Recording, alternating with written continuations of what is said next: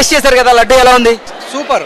ఇది వరకు అంటే ఇప్పుడు చాలా నాణ్యత ఉంది. ఓకే. ఇది వరకు ఏదో ఫ్యాక్ట్ అదేది అంటున్నారు, దానికి దీనికి కూడా డిఫరెంట్ చాలా ఉంది. అంటే మీరు రుచి చూశారు కదా, అసలు మీకేమనిపించింది? గతంలో లడ్డు బాగుందా, ఇప్పుడు లడ్డు బాగుందా? ఇప్పుడు లడ్డు వచ్చేసి బాగా నెయ్యి బాగా అప్పుడు కనపడుతుంది తేడా. అప్పుడు కొద్దిగా గట్టిగా ఉండే, చేసి ఉండే గట్టిగా ఉండే. ఇప్పుడు మెత్తగా క్వాలిటీ ఉంది, స్మెల్ కూడా బాగా వస్తుంది. చాలా బాగుంది. స్వామివారి మహాప్రసాదం అయినటువంటి లడ్డూలో కల్తీ జరిగింది అని తెలియగానే మీకు ఏమనిపించింది? చాలా బాధ కదండి. కొన్ని కోట్ల మంది జనాలంతా దాంట్లోనే మేము డిఫరెన్స్ లో వెళ్ళిపోయినాం ఫస్ట్. తర్వాత ఇప్పుడు వచ్చిన తర్వాత కోలుకున్నాం అనమాట. అంటే ఏంటి, హిందువుల మనోభావాలు దెబ్బతిన్నా అలాగా కదా? కరెక్టే కదా, చాలా దెబ్బతిన్నట్టే కదా అండి.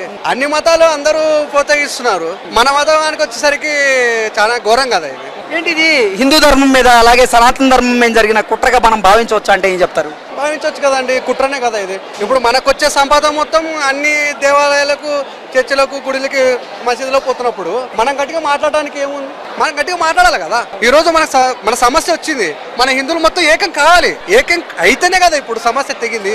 ఈ రోజు మనకు రాష్ట్రపతి దాకా వెళ్ళింది కాబట్టి లడ్డు సైజు కూడా ఇది వరకు చాలా చిన్నగా ఉండే, ఇప్పుడు పెద్దగా.